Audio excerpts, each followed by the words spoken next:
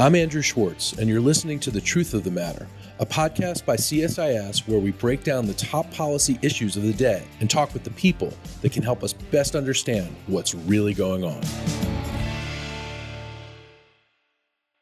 To get to the truth of the matter about Iran's missile attack on Israel and the larger implications for the Middle East and beyond, we have with us Dr. Eliot Cohen, CSIS Arleigh Burke Chair in Strategy. Eliot Cohen, also, of course, a legendary policy man. Eliot, so glad to have you here to try to make sense of this. I guess the first and most critical question I have is, why now did Iran all of a sudden emerge from the shadows? No longer using proxies, but just going straight for it at Israel. Why now? First, thanks for the kind introduction. I think that's really the right question. And that highlights what's most important about this, which is not just that the missiles and so on were intercepted, which is obviously important, or the coalition that did it, also important, but why did they decide to be blatant? And I think there are really two things. One is, so the hit that they took in Syria was pretty dramatic. You know, they had the head of the Quds Force for that part of the world, the head of their kind of paramilitary covert action force was killed together with a bunch of other senior officers. But I think if you step back and look at the bigger picture, there's been a kind of in the shadows war between Israel and Iran, which has been going on for some time. It's been growing more intense. And I think the Iranians have been emboldened by two things. First, the progress of their nuclear program. They're getting closer and closer to the point where they will have nuclear weapons. But I think they've also been encouraged by the tightening of their relationship with Russia and by them increasingly being in a coalition, which is anti-American, which also happens to be anti-Israel with the Russians, but also in a quieter way with the Chinese. And of course, the North Koreans is the fourth element in that. And I think from our point of view, that's the really important thing. I'll say one other thing, which is, what happens whenever the Iranians do this, what they like to do is they like to push the margin of what they can do and what they can then get away with. And this is in some ways a textbook case of this. They've launched this incredible barrage of over 300 missiles. Almost all of them get shot down or kind of blow up in midair or don't even get off the launch pad. Still, it's a big deal. And everybody's reaction is, okay, well, this crisis is over. Let's stop this. We don't want any escalation. Yeah, nothing, no harm, nothing, no, didn't land on anybody. Well, it did land on people. One person in Israel, and I believe some people in Jordan, too. But, it sets a precedent. And the Iranians have been quite brilliant in a way, doing absolutely outrageous things and getting away with it. I would note that Salman Rushdie just published a memoir called Knife about the attack on him at Chautauqua. I'd actually been on that stage 2 weeks before. My uncle was there when it happened. It was a horrifying attack. It left him blind in one eye and with a lot of other physical injuries. And, they never paid a penalty for ordering the assassination of this famous author. And there have been other things that they've never paid a penalty for either. Hamas, Hezbollah, attack on a Jewish community center in Argentina. And so what they've always done is they've always been able to actually extend their room for maneuver because, we always want to kind of revert to saying, okay, well, that's over and we don't have to deal with the problem anymore. The thing is they remain a very large problem and will continue to do so. I mean, it's a regime that's inveterately hostile to the Israelis, but it's also important to remember they are inveterately hostile to us. Yeah, we're the great Satan. Israel's maybe the lesser Satan of the two. But I want to ask you, so, you included China in that coalition, of course, and Israel and China haven't been on bad terms necessarily through the years. In fact, Israel's helped China with some things. Yeah, the Chinese in general, they have a very transactional view of things. I don't think they want to get involved in the thick of this. But what we can see in the Chinese relationship with Russia, and I think you also see it to some extent, the relationship with Iran, is they certainly don't want to do anything to inhibit Iranian misbehavior. So the best example of that is the Houthis firing off missiles at merchant ships. The Chinese are not part of any coalition to defend these ships. certainly not to go after the people who are launching them. I don't believe there's any evidence that they've really been leaning on the Iranians, who, after all, are the Houthis' paymasters and the ones who provide them this kind of military hardware. They're content for us to do the heavy lifting on that sort of thing, while they get to cultivate relationships with the Iranians, but to some extent with everybody. So the Chinese are not particularly benign players in any of this. They're not as actively malevolent as the Russians or the Iranians are, but they're not constructive. Let's put it that way. I mean, in the case of Ukraine, they're a lot worse than not being constructive. So, Eliot, how much of this with Iran's boldness has to do with the fact that they continue to march towards a nuclear weapon, and it's accelerated now that the JCPOA has expired? The Biden administration tried to revive it unsuccessfully. How much does that have to do with this? I think it has a lot to do with it, but let's remember the JCPOA was not a great deal to begin with. The JCPOA, at the best, was going to kick the can down the road 10, 15 years. That's all. And furthermore, it didn't address any other element of Iran's malign behavior. And in fact, in some ways, by loosening up the sanctions and releasing money and so forth, actually made it more likely, I think, that Iran was going to misbehave. The critical question for the West has always been this. The Iranians are clearly determined to get a nuclear capability, possibly to actually get nuclear weapons. There's debate about that second point, certainly to get nuclear capability. The only way they're going to be stopped is if somebody decides to use force. And there's arguments on both sides of that. If you choose not to use force, you're going to be looking at a world with Iranian nuclear weapons. And we'll have to live with it. And you're going to have to live with it. And that is an unpalatable truth. And unfortunately, in international affairs, when people encounter an unpalatable truth, their deepest desire is to somehow avoid seeing it. Thus kick the can down the road. Right. Okay, so where does this leave Iran and Israel right now? Israel's obviously contemplating a response. Israel has world opinion on its side on this one, at least for the moment, feels tenuous. But, you know, as you said, one of the important things that happened here was Israel had a coalition that helped defend it, including Saudi Arabia, including Jordan, including, I believe, Egypt. So this was an important moment for Israel, plus the United States and the UK. No, and France. No, it was a very important moment, and I think that's one of the reasons why the Israelis are taking a bit of time to think it through. It would be better if they took even more time. I just saw a report that the Iranians are pulling some of their operatives out of Syria. Of course, one of the logical counterstrokes for the Israelis would be to really seriously go after Iranian personnel in Syria, of which there are a lot, possibly Iranian personnel in Lebanon, of which there are quite a few, possibly Iranian personnel in Yemen as well. A direct attack on Iran, certainly with aircraft or massive airstrikes, involves all kinds of problems because, among other things, you'd be overflying Arab states, and you'd be revealing quite a bit about your capabilities. It's a long flight. It's a long flight. You'd be really, but also, you'd be doing the kinds of things that you would do if you ever really wanted to attack the nuclear program directly, and they probably don't want to reveal that just yet. Well, that makes sense. I mean, in fact, as you point out in your current column in The Atlantic, Israeli humorists are saying, this was the first direct flight from Tehran to Israel since 1979. So it really is a long flight. It is, and it's a long flight both in distance and in, the obvious barriers. I think, when you talk at the tactical level, you can never underestimate how clever the Israelis can get. And the Israelis could get quite clever and find some way that we don't, we may not be thinking as much about. It could be, a massive cyber attack. It could be something with cruise missiles. It could be attacks on Iranian shipping. I mean, there are a whole bunch of different possibilities that I think they will think about. One further consideration for the Israelis, at the moment they have this coalition. But, looming over everything else is that they've got Hezbollah to their north with 150,000 rockets and missiles of different kinds. I think the Israelis do at some point feel that they will have to go after Hezbollah, but that'll be a much more difficult kind of campaign even than the one that they've waged in Gaza because they're very well dug in and, they do have the ability to really hit Israeli cities. So we'll see. Now, I think on their side, the Iranians want to keep Hezbollah as the kind of ace in the hole to deter an attack on the nuclear program. So it's, as I think often happens in the Middle East, it's this bizarre minuet that the actors dance with each other. Right, and the dance continues.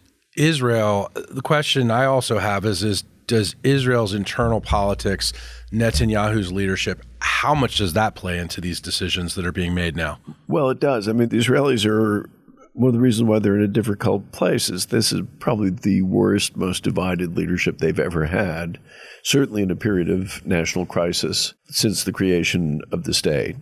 You know, Bibi is somebody who nobody trusts, nobody likes, who is clinging onto power, even though his popularity rate is like 20% or something like that. And there's deep mistrust between him and the Minister of Defense, Gallant, and Benny Gantz, who's basically leader of the main opposition party, who's also part of this war cabinet. I mean, you've got 3 Israeli leaders in the war cabinet who don't trust each other. They don't trust each other at all. And that's just the beginning of what's actually a very complicated political picture. So I think that's difficult. The one thing that I would say is, at least in the past, which doesn't guarantee anything for the future, Bibi has always actually been, you know, he talks a lot, and he talks a kind of a bold game.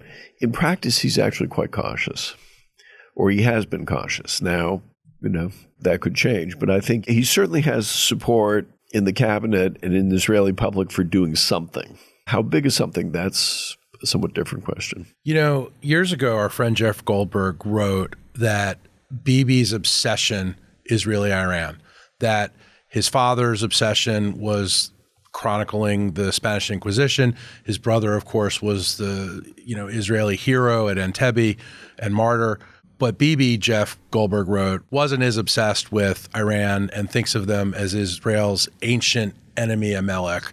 Is Bibi hell-bent on destroying Iran? You mentioned he's cautious. I don't think the Israelis have they're not going to destroy Iran. I think they'd like to see, I mean, remember the Iranians were also one of their closest partners before the revolution. Sure. And they haven't forgotten that. You know, I think he, like everybody else, would like to see the regime go away, but I don't think that they see a path to making that happen. And he's not being irrational. I mean, nuclear weapons in the hands of a state that is really unqualifiedly determined to rub them off the face of the map, that's an existential threat. And so he's not being irrational. I think the problem is that he always felt that he could milk that perfectly reasonable and justifiable concern into his popularity at home and leverage on the Americans to do the things he would like the Americans to do. But at the end of the day, whether he has the gumption to then push through a really mammoth strike on Iran is not clear. Of course, it's not at all clear that how much damage the Israelis could do in simply operating on their own, as unlike us. And the other thing is, there is in these matters in Israel a kind of collective decision making. And, there's a war cabinet, and you have to get the agreement of the war cabinet. And I'm not sure everybody would agree to something like that. It's not a presidential system. So how does this all figure into the equation of the ongoing struggle at hand in Gaza? Israel seems to be pulling back a bit from certainly not going into Rafah, even though the threat is there. The hostage situation remains abysmal. I think we're on almost 200 days now that they've been captured. We don't even know how many of them are alive. Hamas says they don't really know where everybody is, i.e. they don't know who's alive, I guess. What now? Who knows? I think the Israelis feel that they've done a great deal of damage to Hamas that is not the same Hamas that existed on October 6th. They've obviously, traumatized Palestinian society. Civilian casualties are probably not what Hamas reports because, among other things, Hamas doesn't report combatants killed or wounded. Right, and whenever you hear it's the Gaza Health Ministry, it's Hamas. Yeah, I mean, it's that they are Hamas, but they're also, first, it's very hard to actually count how many people get killed in the middle of a war. But even if that overall number was correct, you'd have to ask, well, how many of those were combatants? And how many of those people, there's a mortality rate in any population. How many of those people would have been passing anyway. It's clear a lot of civilians were killed. I mean, I don't want to diminish that. I think there's been a lot of pressure put on the Israelis not to go into Rafah in a really big way, and I'm not entirely sure that they want to. I think it was clear that they always envisaged that there would be this period of intense combat, which they've gone through, and then it would be a period of just continual raids and sort of preemptive attacks. And I think that's where we are now. And I think what you may see is incursions into Rafah, but they won't be the kinds of things that you saw in Gaza City or Khan Yunis. And so it'll be nonstop. I mean, what the Israelis are not going to revert to, I think, with Gaza is going to be a provocative incident, and the Israelis respond. I think it'll be whenever they see a chance to land a blow without causing what the Israelis deem to be excessive civilian damage, they will do that. Right. So you're talking about targeted assassinations of Hamas officials. Yeah, assassinations, but also very large-scale raids. I mean, they may be brigade size. I mean, at the height of this operation, the Israelis had 5 divisions operating in Gaza. That's a very, very large force. I think they now have a couple of brigades in the Gaza Strip, if that. And you may see raids up to that level. So there's not, a couple of people fast roping down helicopters in the middle of the night, but, operations which might involve a couple of thousand soldiers, but are still not the same thing as, massive armored forces moving into densely urbanized area. Also, I'm sure that part of what they're thinking is that over time, a lot of the refugee population or internally displaced population that's in the Rafah area displaces back north to their original homes in Gaza or Khan Yunis. One of the things I think isn't reported enough in Western media and U.S. media is the disruption to Israeli society. Yep. The disruption to the economy, the disruption to Israel's, amazing culture of innovation. Yep. How does all of that play into Israel's need to destroy Hamas? Well, I think the biggest thing is the internally displaced person issue. I mean, there are different... Meaning the Israelis that had to move south because of Hezbollah and the Israelis that had to move north because of Hamas. The Israelis have basically moved any of their population that was within about 7 kilometers of the border south. That doesn't sound like a lot, but actually it was a pretty densely populated area. So you have something on the order of 100,000 civilians who've been displaced. You have internal refugees. Who are essentially internal refugees in various places. You have the same thing in Gaza. Some of those people are coming back. Some of those people will never come back and will settle in other parts of the country. But that area is going to be normalized. But the north is not. And I don't think there's a very old statement by David Ben-Gurion, once said, either we go to the border or the border comes to us. Yeah.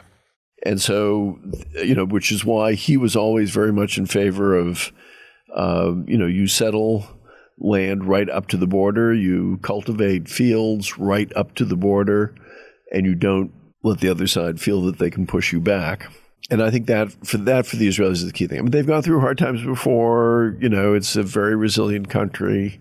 The business sector is actually tremendously resilient as well. You don't have people fleeing the country, far from it. A lot less tourism. Yeah, although they're between evangelicals and American Jews. There are a lot of people going there. Right. And do you think they'll even go now after this Iranian barrage? Do you think that they'll continue to go? Yeah. Yeah, I think it'd probably be a different matter if there had been hundreds of people killed in barrages of rockets falling on cities. But if it's a night or two in a bomb shelter, people can live with that.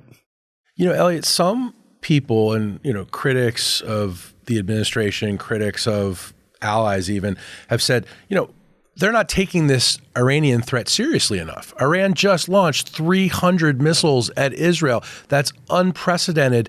Imagine if anyone launched 300 missiles at the United States or the UK or France or Germany, or you could go on and on. Yeah. Is the world taking this seriously enough?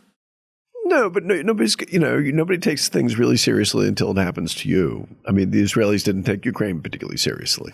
And, I remember some pretty heated arguments with Israeli friends on an earlier trip when I was saying you should be taking Ukraine seriously. And they said, why? I said, because when barrages of missiles begin falling on your cities, you're going to want other people to take it seriously.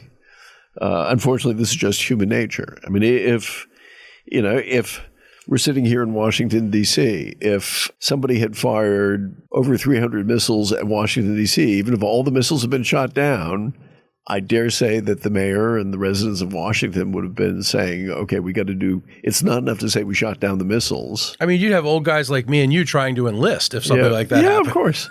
I mean, but that's true. That's true of any country. Yeah. And so it's not particularly surprising. I think the unfortunate thing is we are living in a period where there are a number of really major threats to Western security. Russia, very much one of them, China another, Iran a third.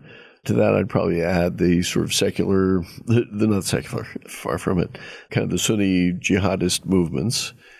And figure out how to handle them is really hard, and it requires lots and lots of resources, a lot more than we're willing to spend at the moment.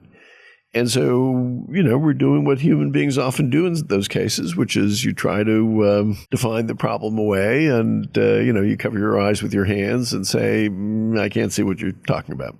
Do we have a good sense of what more Iran could do along the lines of this attack that they just waged? Oh, I think so. I mean, I think the shooting down of particularly of the ballistic missiles coming in, that was quite a remarkable technical feat. And I think that was made possible by networking of all kinds of different sensors, a layered air defense system, but above all, good intelligence about what they have, what those things are capable of.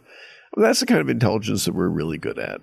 And, I doubt that they have any super weapons. This is war, so they will always be innovating and creating and adapting. What we probably have a less good handle on is what kind of covert action, sabotage, assassination, that sort of stuff they might try to pull off. But we've never really taken our eye off the ball in terms of Iran as a threat, say, to the navigation in the Straits of Hormuz. I mean, we're interacting with them all the time. So if you're heading the National Security Council right now, or if you're, as you were, senior counselor at State Department, what are you counseling the president and the secretary right now with this equation? I think the biggest thing that I would be saying to them is it's a mistake to think about this in narrow terms. First, in the case of Iran, this is a long-term issue or set of problems. And in fact, I did deal with this when I was at State.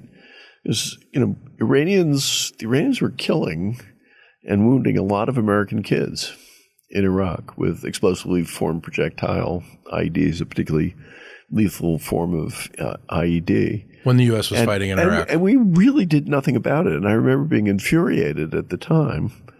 And for a whole bunch of reasons, we decided we're not going to pay attention to this because it's covert. And I'd say this is the fruit of what happens when you do that. But the other thing I would say is we have to realize that we're dealing not with a single separable problem here, but a whole bunch of related problems. And we've got to think of them as part of one big problem. The metaphor I use or the analogy rather, that I use in the Atlantic piece is in the same way that it was a mistake for European and American decision makers in the 1930s to say, well, Mussolini invading Ethiopia, that's one problem. Hitler occupying the Rhineland or invading Austria, that's another problem. The Japanese launching a war against China in Manchuria in 1937, that's a third problem. No, they were actually one really big problem, and that's why we ended up in one really big war. And I think what I would trying to do is to get them to think holistically and with as wide an aperture as possible. And people don't like doing that because when you do that, first, the resources you need seem daunting, and we are underspending. We're not willing to, at the moment, to devote the resources we need. But the problems also become intellectually very challenging. How do you, what's the priority? What are the linkages that you go after? Options? What are the options? It's all very difficult. But my basic view is that's no excuse. Eliot, as always, so much to think about. Thank you very much for joining us today. My pleasure. If you enjoyed this podcast, check out our larger suite of CSIS podcasts. From Into Africa, The Asia Chessboard, China Power, AIDS 2020, The Trade Guys, Smart Women, Smart Power, and more.